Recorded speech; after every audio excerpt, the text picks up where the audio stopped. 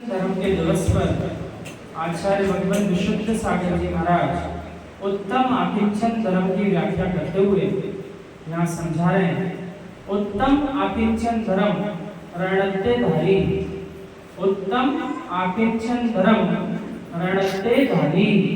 उत्तम आकिंचन धर्म का पूर्ण रूप से पालन रत्नात्रयधारी जीव ही करते हैं। कैसे हैं वे रत्नात्रयधारी जीव? जिन्होंने न सिर्फ अपने घर परिवार का त्याग किया अपितु समस्त अंतरंग परिग्रह का भी साथ में त्याग कर दिया। बाहरी दिखती हुई वस्तु को छोड़ देना फिर भी सरल है, क्योंकि आपकी आत्मा से पृथक सहज दिखती है, परंतु अंतरंग परिणामों में जो आत्मस्थपना विराजमान है उसका त्याग करना, उसे छोड़ पाना, ये वीर पुरुषों का कार्य है। और ऐसे वीर पुरुष कौन है? जिन्होंने रत्नात्रय धर्म को स्वीकार कर लिया। सो ये श्रावक राज उन्हें वीतरागी श्रमणों द्वारा अपनाए गए मार्ग का चिंतन भी कर सकता है, मनन भी कर सकता है, उसमें लीन भी हो सकता है, परंतु इस सब के लिए तीव्रतम पुरुषार्थ की आवश्यकता है। कैसा पुरुषार्थ? जोड़ने में जो जीव पुरुषार्थ कर रहा है वो तो उसे पुरुषार्थ लगता ही नहीं। वस्तुओं को संग्रहित करने में जो आनंद आता है उस आनंद के पीछे कष्टों को भी जीव भूल जाता है। मिलियन जीवों से जो अपने व्यापार के काल में न दिन देख रहे न रात्रि देख रहे, यहाँ तक कि भोजन का काल भी नहीं देख रहे, इतना आनंद आ रहा है द्रव्य का उपार्जन करने में। इतना आनंद आने लगता है कि जनेंद्र प्रभु की भक्ति के समय में भी ये जीव पर द्रव्यों को एकत्रित करने के लिए लगाए रहता है।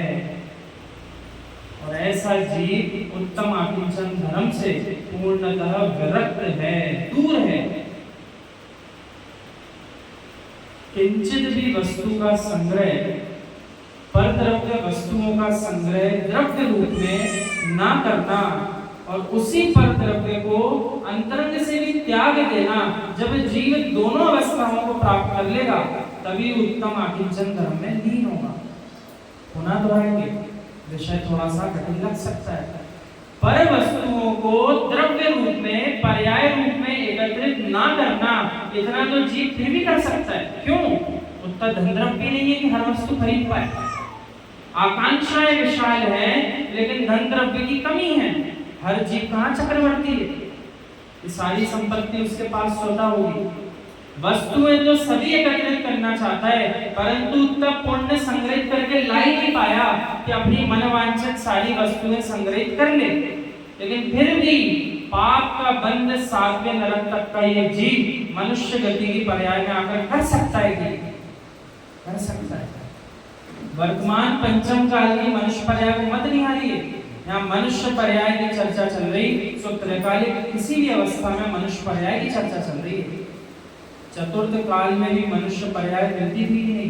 वज्र ऋषभ नराज सैनन शरीर में मिलता था भी नहीं। ऐसे काल में भी जीव ने यदि तीव्रतम आकांक्षा की होगी कि सारे जगत की विभूति मेरी हो जाए और उसी आसक्ति में पूरी पर्याय निकालनी होगी, तो इतना पाप का संग्रह कर लिया होगा कि 7वें नरक में आसानी से जन्म मिल जाएगा। इसलिए आगम में लिखा है कि मोक्ष जाने के लिए और 7वें नरक जाने के लिए एक जैसा पुण्य चाहिए। जिन्हें जीवों को मोक्ष जाना है उन्हें भी वज्र ऋषभ नराज सैनन शरीर चाहिए। जिन्हें जीवों को पाप का बंध करके 7वें नरक जाना है उनको भी इतना पुण्य कमाना पड़ेगा कि वज्र ऋषभ नराज सैनन शरीर मिल जाए। अभी आप करके देखो कितना ही परिग्रह, 7वें नरक नहीं जा पाओ।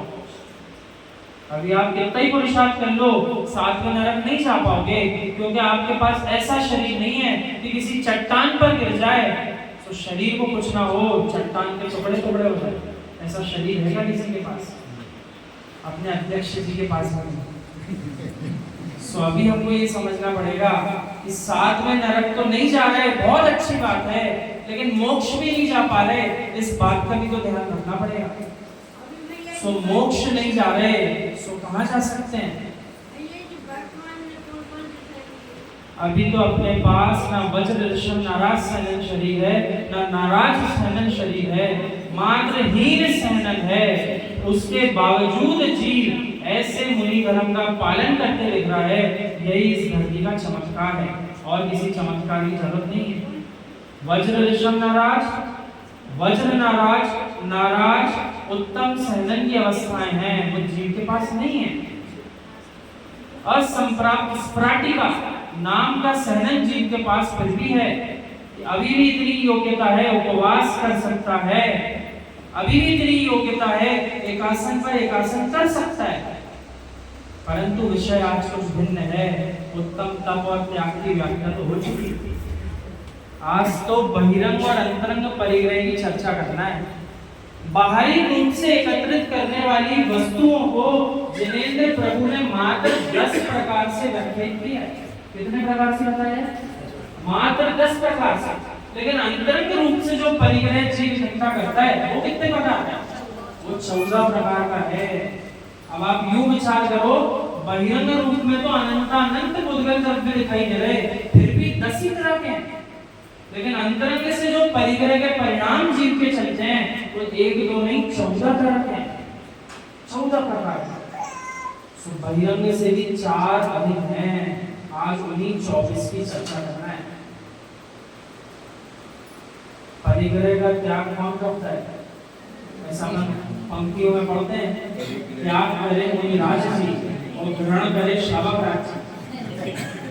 उन्हें त्याग करना सिखाया है और श्रावक के ग्रहण करना सिखाया। वे छोड़ते जाएंगे और आप इकट्ठे करते जाओ, यही दोनों के धर्म है।